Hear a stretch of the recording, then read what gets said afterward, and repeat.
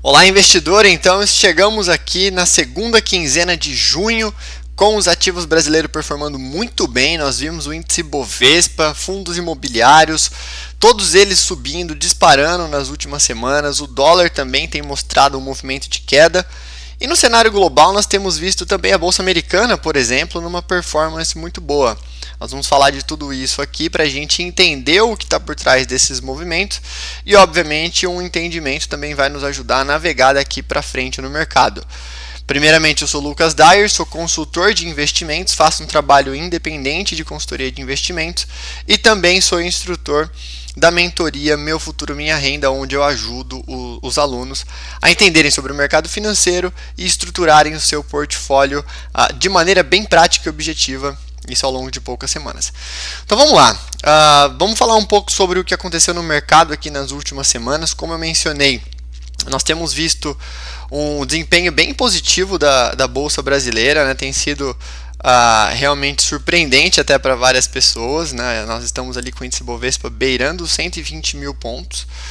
Os fundos imobiliários, que eu já tinha até mencionado que nós poderíamos ver ali um movimento bem positivo, ele tem de fato acontecido, né? E quando eu falo que eu já havia mencionado nas minhas redes sociais, então se você ainda não me segue no Instagram, me segue lá, @Dyer Investimentos, Dyer com H, D-A-H-E-R, Investimentos. E ali eu posto alguns stories também, alguns reels. Me segue para também me acompanhar por lá. Mas vamos lá, então o que a gente viu acontecendo nessa semana? Ali na terça-feira, o Banco Central chinês, né, o governo chinês, eles já deram indícios de que vão ajudar a estimular a economia chinesa. Então a gente viu uma redução dos juros por lá e o governo já mostrou que ele deve ajudar principalmente o mercado imobiliário. Isso é uma notícia boa para nós, né, para quem investe em renda variável aqui no Brasil, principalmente pelo impacto positivo que isso pode ter nas ações da Vale. A Vale é uma grande exportadora, o principal mercado que ela exporta é a China. Claro, quando a gente fala ali em minério de ferro, acaba sendo importante no caso da construção, né, no caso do mercado imobiliário. Então, quando nós temos o governo chinês demonstrando que deve incentivar esse mercado, para a Vale tende a ser positivo e as ações da Vale também andaram positivamente essa semana. O Banco Central americano, né, o Federal Reserve, como a gente chama carinhosamente de Fed, ele manteve a taxa de juros lá nos Estados Unidos. É verdade que a taxa de juros está num patamar bem elevado, nós estamos falando em juros ali acima dos 5% ao ano. Eles mantiveram, mas o discurso do Jerome Powell, que é o presidente do Banco Central, foi duro, que é o que a gente chama de hawkish no mercado, né? Ou seja, eles não subiram taxa de juros, mantiveram no patamar atual, mas deixaram bem claro que se precisar eles vão subir e na verdade deram indícios ali que devem ter mais 2 altas de taxa de juros. O mercado obviamente vai contestar isso, né? E o mercado, quando a gente fala ali de renda variável, ele quer na verdade menos juros exatamente para ver as ações andando. Então tem muita gente que acha que essa alta da taxa de juros deve ser na verdade de uma alta apenas esse ano, ou alguns agentes de mercado até acham que o Banco Central americano não vai subir mais taxa de juros por lá. Em alguns casos, tem muita gente que acha que a taxa de juros deve cair ainda esse ano lá nos Estados Unidos. Então, a ver, tá? Mas é importante nós monitorarmos tudo isso, porque, como a gente sempre fala, Banco Central americano, Federal Reserve, é o banco central da principal moeda do mundo, então acaba tendo impactos diretos ou indiretos em outros mercados. O Banco Central Europeu elevou taxa de juros por lá, está bem abaixo da taxa americana e, se a gente comparar com a taxa brasileira, então nem se fala, né? Em 3,5% ao ano, mas é a máxima das taxas de juros do Banco Central Europeu dos últimos 22 anos. Então, assim, para nós parece uma taxa de juros bem baixa, mas é um patamar elevado se a gente comparar com as últimas 2 décadas lá na Europa, tá? Bom, deixa eu compartilhar então com vocês aqui, feito esse preâmbulo, e até me perdoe, eu estava esquecendo aqui, mas a gente vai abrir o gráfico do índice Bovespa e dos índices brasileiros para nós conseguirmos monitorar tudo isso. Eu já ia me esquecendo de dar uma notícia importante. A Standard & Poor's, né, que é uma agência de rating, eles fazem análise de rating corporativo, de rating soberano, enfim, é uma das gigantes ali das casas de análise, elevou a perspectiva do rating brasileiro para positivo. Ou seja, ele não mudou, né, a Standard & Poor's não mudou a nota de crédito brasileira, mas ela mudou a perspectiva. E isso geralmente antecede uma mudança de rating. Também precisamos esperar para ver o que vai acontecer, mas alguns fatores como inflação mais baixa, o arcabouço fiscal andando, então isso é muito importante, né? Essa substituição do teto de gasto é importante que ela aconteça para uma regra que o mercado possa crer que ela vai ser factível, e a priori é o que tem se mostrado ali com o arcabouço fiscal. Ele foi até melhorado, na verdade, no Congresso. Então, tudo isso ali traz um ambiente mais positivo para o Brasil, que corrobora também para os ativos brasileiros terem andado. Então, deixa eu mostrar aqui para vocês o índice Bovespa, como que tem sido o movimento aqui da nossa Bolsa Brasileira. Essa semana, se a gente pegar aqui então, né, vamos dar um zoom in aqui, se a gente pegar essa última semana, nós estamos falando de um movimento bem positivo, né? Então aqui, ó, tivemos uma pernadinha de alta, né? São várias semanas consecutivas de alta da nossa Bolsa Brasileira. Se nós pegarmos aqui todo esse movimento, ele vem acontecendo desde ali, ó, do finalzinho de março. Então nós temos uma alta ali de praticamente 20% do índice Bovespa de lá até aqui. Claro que teve seus altos e baixos no meio do caminho, mas é um movimento bem claro ali de alta do mercado brasileiro. Agora, o que está por trás disso tudo, né? Eu até havia mencionado, como eu disse ali, eu faço alguns vídeos, né? Você que não me acompanha ainda nas redes sociais, segue lá no Instagram.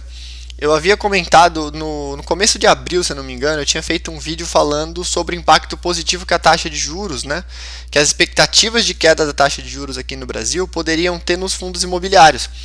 Então eu quero mostrar exatamente essa expectativa de queda de taxa de juros no nosso mercado aqui, que é através do DI futuro. E aqui eu vou mostrar para vocês dois vértices, né, ou seja, dois prazos ali de juros futuro para a gente analisar isso juntos. Se a gente pegar ali do final do ano para cá, a gente tinha na expectativa, a média da expectativa de juros daqui até 2026, então estou olhando o DI futuro 26, a gente estava com uma expectativa de quase 14%, ou seja, muito alta, né? Era o patamar da Selic atual e quase que um pouquinho a mais, né? Então isso realmente dificultava bastante os ativos de risco a andarem, porque o investidor olha para a renda fixa e ele fala, pô, se o mercado está precificando tudo isso de juros na renda fixa, eu vou ficar na renda fixa. Só que esse movimento ele veio mudando, né? Então, do começo do ano para cá, a gente viu uma queda expressiva, só que essa queda realmente começou a acontecer no finalzinho ali de fevereiro, e daí, deixa eu dar um exit aqui, e dali do finalzinho de fevereiro, começo de março em diante, a expectativa da taxa de juros realmente caiu bastante, tá? Ou seja, o que acontece? Quando a gente tem aqui DI 26, por exemplo, com uma queda na expectativa da taxa de juros forte como essa, o que o investidor pensa? Opa, se o mercado está precificando um juros mais baixo, pode começar a fazer mais sentido ter ativos de risco, como por exemplo fundos imobiliários, como por exemplo ações. E aqui eu vou até trazer mais um vértice do juros futuro, tá? Para confirmar essa tese nossa, e depois vou voltar para os ativos de risco para a gente analisar eles juntos. Então, se a gente pega aqui, ó, o DI futuro com vencimento um pouco mais longo para 2028, mesma coisa, comecinho de março em diante, a queda da expectativa de juros foi muito grande. Então, nós não tivemos uma queda da Selic, né? Quando a gente fala queda de juros, o juros futuro é diferente da Selic, ou seja, o juros futuro é a expectativa que o mercado tem da taxa de juros daqui para frente. Não necessariamente isso reflete direto, né, e imediatamente na Selic atual, mas é uma expectativa que o mercado tem de taxa de juros dali para frente. E daí, claro, a inflação controlada corrobora para essa expectativa de juros mais baixo, arcabouço fiscal, nesse caso aqui, corrobora também, a previsão ali, né, de balança comercial acaba sendo positiva também. Enfim, é uma composição ali de vários fatores econômicos, mas com uma queda bem expressiva do nosso juros futuro. Aí a gente olha para o índice Bovespa, teve esse movimento positivo que nós vimos. A gente olha, por exemplo, para o índice de fundos imobiliários, que é o IFIX, também num movimento muito positivo, que foi exatamente o que eu comentei ali no meu Instagram. há uns 2 meses atrás, 2 meses e pouquinho. Aqui um movimento fortíssimo de alta, né, do IFIX. Então ali desde o final de março até agora, quase que uma linha reta do índice de fundos imobiliários. E o índice de ações, as menores ações ali, né, que são as small caps, as ações menores da nossa bolsa, também no movimento muito forte de alta, que começou na verdade no começo de maio. Então o que é interessante nós observarmos aqui, né? Presta atenção nessa dinâmica, que eu acho que é legal e vai te ajudar a entender bastante coisa. Então se nós pegarmos, por exemplo, quando que a expectativa dos juros começou a cair, foi lá no início de março, ou seja, primeiro você tem o movimento da expectativa dos juros futuro diminuindo, ou seja, menos juros na renda fixa. Semanas depois, então agora vamos fazer esse olhar aqui em ordem, né? E na ordem dos acontecimentos. Então vou abrir aqui o DI 26. Então a gente começou a ver a expectativa dos juros diminuindo ali a partir do início de março, certo? Então, estão comigo aqui, né? Então, a partir ali do início de março, os juros começou a ter uma expectativa de queda, e assim ele continuou. O índice Bovespa, que é onde estão as principais empresas do país, e aqui tem muita empresa de valor, tem muita empresa exportadora, tem bancos, tem setor elétrico, ou seja, as blue chips principais estão aqui, né? É um índice que dá para ser considerado o nosso índice de valor, quando a gente faz aquela brincadeira ali, né? Valor versus crescimento. O índice Bovespa é o nosso índice de valor, e ele foi o primeiro a começar a ter uma reação após ali os juros começar a curva a fechar, como a gente diz, né? Ou seja, os juros começou a ter uma expectativa de queda, mais ou menos 10, 20 dias depois, a Bolsa Brasileira começou a responder, ela chegou lá nos 98 mil pontos e começou a responder. Aí quando a gente olha o índice de fundos imobiliários, ele veio depois nessa recuperação, ou seja, também renda variável, um mercado muito voltado para pessoas físicas, mas que a pessoa física soube fazer essa avaliação aqui, até porque os fundos imobiliários têm uma previsibilidade maior de retorno, né, dado que eles têm ali os seus dividendos mensais e você consegue ter uma avaliação mais clara de quanto que vale o patrimônio de um fundo imobiliário. Então aqui a resposta começou a ser no final de março, ou seja, começo de março os juros começou a cair, meados de março a Bolsa Brasileira começou a mostrar uma recuperação, final de março o índice de fundos imobiliários começou a ter uma reação que foi muito forte. Quem que respondeu por último, tá? E eu fiz todo esse preâmbulo exatamente para nós entendermos os movimentos de mercado. Foi o índice Small Caps. O índice Small Caps, antes de eu abrir o gráfico aqui, quando a gente olha para o índice de Small Caps, nós estamos falando das menores empresas da Bolsa, claro que ainda são gigantes, tá, nos seus setores, mas dentro do universo de Bolsa de Valores são consideradas empresas menores, que têm ali como característica geralmente um viés de crescimento maior. Empresas que têm um viés de crescimento maior, eles costumam ter ali uma razão preço-lucro, por exemplo, mais alta, muitas vezes trabalham mais alavancado, ou seja, com mais dívida, enfim, tem uma correlação com o setor doméstico maior também, dentro desse índice de fundos imobiliários. Então ele acaba sendo um índice, vamos dizer assim, de mais crescimento, de mais risco, se a gente comparar com o índice Bovespa. E acho que assim, são coisas diferentes, mas mesmo se a gente olhar para o índice de fundos imobiliários, ele tem uma tese de valor ali, né? E de previsibilidade maior do que o índice Small Caps. Então, como a gente pode olhar aqui, voltando para o nosso gráfico de Small Caps, o movimento ele foi tardio em relação ao índice Bovespa e ao índice de fundos imobiliários. Os Small Caps começaram a reagir ali já em final de abril. Então nós estamos falando também de uma reação muito forte, mas que ela demorou mais a acontecer se a gente comparar com os outros dois índices, Ibovespa e de fundos imobiliários. Agora, o que eu vejo aqui, tá? E aqui, de novo, assim, não é nenhuma recomendação de investimentos, então sempre tome muito cuidado antes de fazer qualquer tipo de investimento e antes de tomar qualquer decisão com base em um vídeo de internet, é muito importante você entender o seu perfil, entender sua posição financeira, entender os seus objetivos de investimentos também. Então sempre fale com um profissional de investimentos para ele ver o que é adequado para sua carteira, tá? Mas voltando aqui ao nosso índice de fundos imobiliários, apesar de uma alta muito expressiva que a gente... Desculpa, para o nosso índice de small caps, apesar dessa alta muito expressiva, ele ainda está muito longe da máxima do índice de small caps, que foi ali em meados de 2021. Aqui a gente está falando ainda de um potencial de alta de quase 40%. Deixa eu até fazer a conta rapidinho aqui para vocês, mas nós estamos falando de um potencial de alta bem expressivo ainda, de mais de 40%, até ele atingir o seu topo histórico, que foi lá em 2021. Enquanto que se a gente olhar, por exemplo, para o índice Bovespa, também não está em topo histórico, tá? Mas ele já está mais próximo, e aqui o espaço que a gente tem para chegar naquele patamar de topo histórico também de 2021 é de mais ou menos uns 10%. Ou seja, o que eu quero dizer, tá? Esse cenário de expectativa de juros menor, ele tende a beneficiar ativos de risco. Quando a gente olha dentro dos ativos de risco, essa ordem, né, tem sido muito clara. A ordem tem sido índice Bovespa reagindo primeiro, índice de fundos imobiliários reagindo depois, e o de small caps com uma reação bem forte também, mas foi o último a reagir.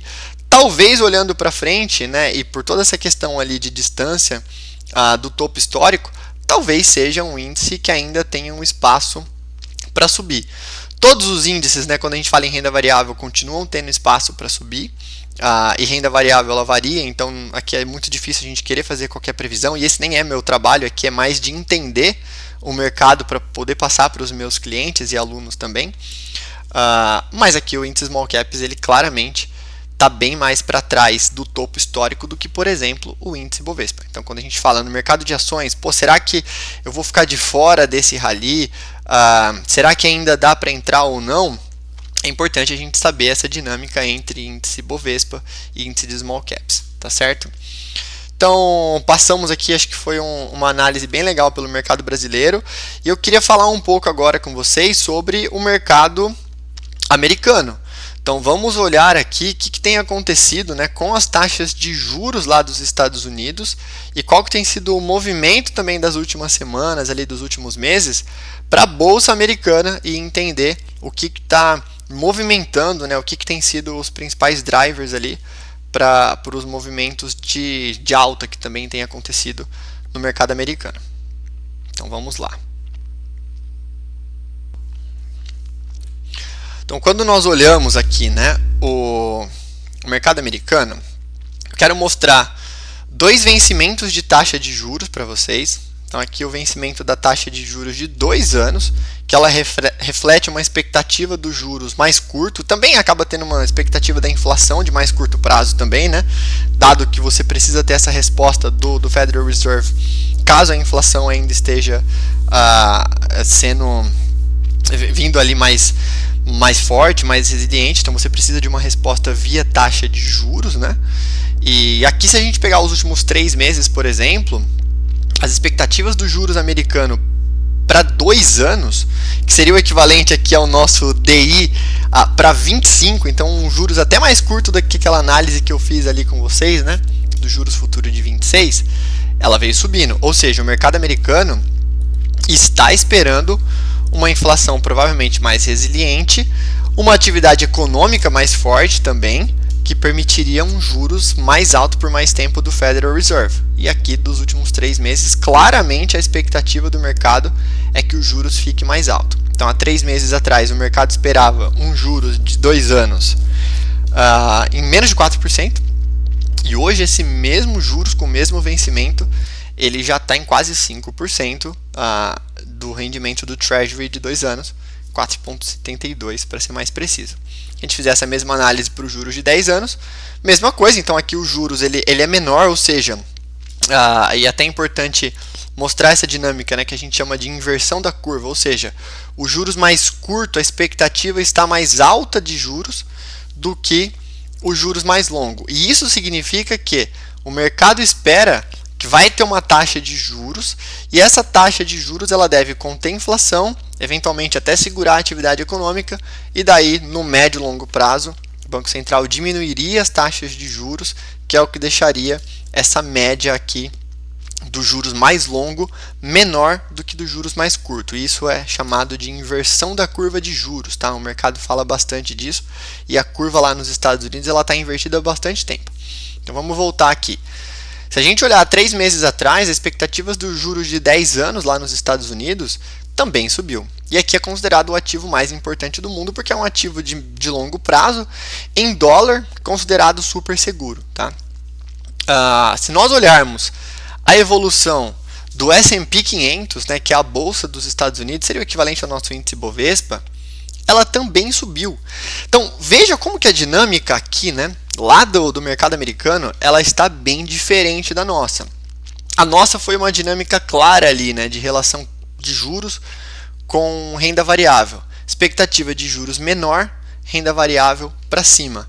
Aqui a gente está com uma expectativa de juros médio, tanto de curto prazo quanto de longo prazo, mais alta, e a bolsa continuou subindo. Então, claro, né, a gente tem ali o nível de desemprego nos Estados Unidos bem baixa, a inflação lá vem se mostrando mais baixa também, então a gente tem uma robustez ali da atividade econômica, uma resposta dos índices de inflação, mas alguma coisa aqui está estranha, né? Geralmente o que a gente vê é as bolsas, né, mercado de renda variável subindo quando o juros está caindo, e não é o que está acontecendo lá nos Estados Unidos. Então, alguém aqui está mentindo, né? Por isso que eu trouxe um outro índice, e vou mostrar aqui para vocês, que é também o índice da Bolsa Americana, o S&P 500, só que equal weighted. O que eu quero dizer com essa palavra equal weighted, né? O índice, todos os índices, índice Bovespa, o S&P 500, né?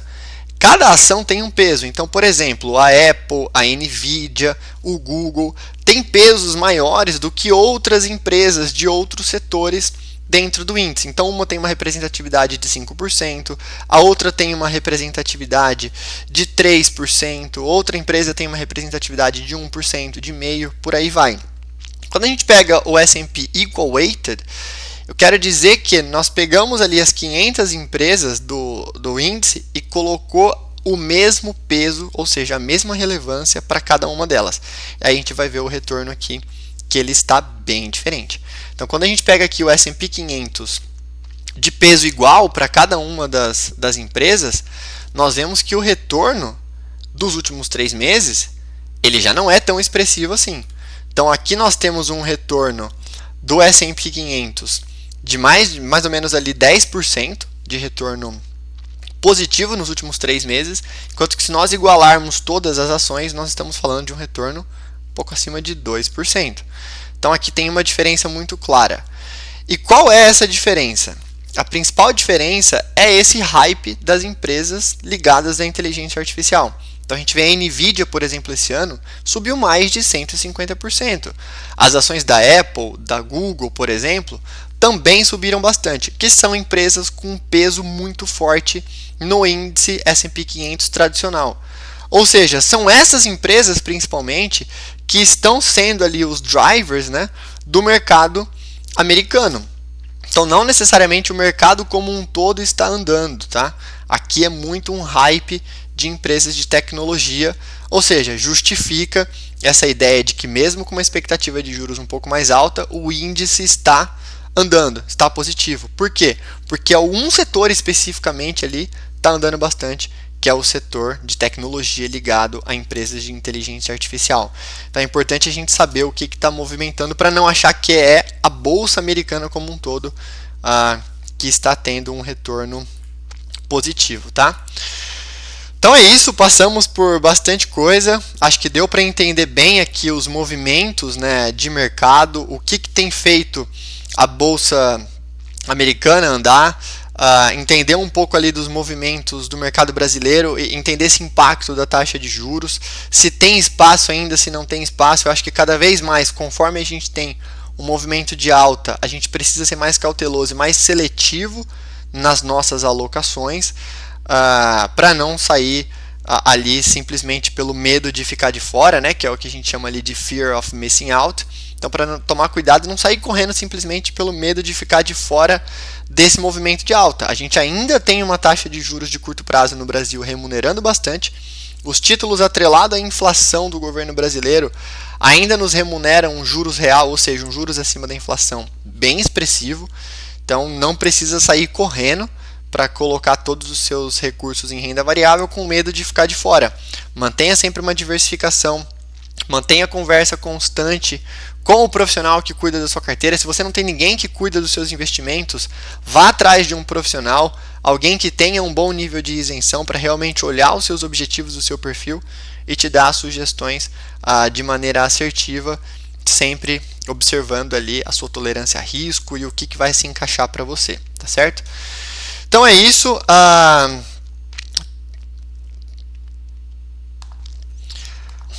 Sobre mercado, então, é isso, né? Até desculpa, acabei dando pausa sem querer aqui na nossa gravação. Sobre mercado, era isso. E eu queria, para encerrar, trazer aqui um pedacinho de 2 vídeos. Um é do Elon Musk, que na verdade o vídeo não é de agora, mas ele viralizou nas redes sociais essa semana e eu achei muito interessante, queria ouvir junto com vocês. E o outro é um pedacinho de uma conversa que o André Jakurski, que é um gestor de fundos, teve ali com o pessoal da XP. E são conversas, enfim, bem diferentes, né? O Elon Musk estava num podcast ali lá nos Estados Unidos, o Jakurski aqui com o pessoal da XP, mas eles acabaram falando coisas ali parecidas, e é um assunto que eu sempre trago na mentoria que eu faço, né? No meu Futuro Minha Renda, exatamente dessa importância até da gente olhar mais para frente, cuidar das nossas finanças, e acaba que tem tudo a ver com isso também. Então deixa eu trazer primeiro o Elon Musk, que é bem curtinho, acho que todo mundo conhece o Elon Musk aqui, dispensa apresentações, né? É bem curtinho, eu vou traduzir rapidinho para vocês, vamos lá. Então deixa eu até iniciar. O rapaz aqui pergunta, né, num podcast que eu realmente não conheço, qual que é o principal risco para a humanidade que o Elon Musk vê? Vamos assistir juntos. The biggest threat to mankind right now. Right now is population collapse. Aí o Elon Musk responde, né? Agora eu acho que o principal risco é um colapso populacional. Vamos continuar aqui. Super low birth rate. E ele fala exatamente pela questão da baixa natalidade que nós temos hoje. Nuclear war, natural Don't disaster. we have an overpopulation? Aí o cara pergunta, mas mais do que uma guerra nuclear, por exemplo, e o outro já emenda, mas a gente não tem um problema de superpopulação? Problem? No, we have an underpopulation problem. Really? E o Elon Musk fala bem enfaticamente, não, nós temos um problema de baixa população. The birth rate in the US has been below replacement rate since like 71 or 72. Like China. E aqui ele traz, né, mais uma informação ali da taxa de natalidade nos Estados Unidos, por exemplo, que está abaixo do que você precisa para manter as pessoas que estão aposentadas, né? E ele vai trazer também uma informação ali sobre a China, e aqui a gente já finaliza o vídeo do Elon Musk. It's got a huge population collapse problem. China's birth rate right now is 40% below replacement. It's a very E daí ele fala nessa questão que a China tem um problema populacional bem grande, porque também tem um problema ali de uma taxa de natalidade menor do que o necessário para manter as gerações mais velhas. Agora vamos assistir juntos aqui o que o André Jakurski, esse aqui eu vou apresentar porque quem não é de mercado provavelmente não conhece, né? O André Jakurski, ele foi um dos fundadores ali do Pactual, aí ele fundou depois a JGP, que é uma asset, né? Uma casa de investimentos, de gestão de investimentos muito grande, foi sócio ali do Paulo Guedes durante a fundação da JGP também. A JGP tem fundos ali de renda fixa, fundos multimercados, fundos de ações, enfim, uma casa bem completa. Se eu não me engano, eles têm mais de 20 bilhões de reais sob gestão, sob patrimônio, e é alguém que já tem muito tempo de mercado. Eu acho que é daqueles que quando fala a gente precisa ouvir para pelo menos entender qual que é a visão de mundo dele, a visão de mercado, mesmo que você não concorde. Então vamos ouvir juntos aqui. Assim, o Elon Musk, ele falou isso ano passado, se não me engano, e o André Jakurski falando isso agora, mas enfim, são assuntos similares. Vamos ouvir juntos. Deixa eu fazer a transcrição aqui, peraí. Mas André, desculpa até minha ousadia, mas se densidade populacional importa, não pode haver a formação de um bloco Índia, Rússia, China, isso começar a ganhar relevância, talvez? Não? Eu vou te dizer, a Índia é uma grande rival da China, entendeu? A Índia é um país que tem que abrir o olho porque a China pode criar abocanhado. Então, ela é naturalmente, geopoliticamente, ela tem que ser aliada do Ocidente, a Índia, mesmo que não queira. Entendi.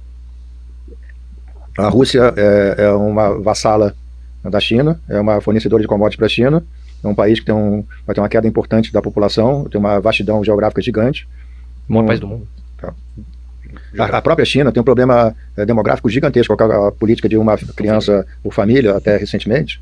Quando você olha, a população da China vai cair 40% nos próximos 50, 60 anos. Entendeu? Então, o que vai acontecer provavelmente no mundo é mais migração.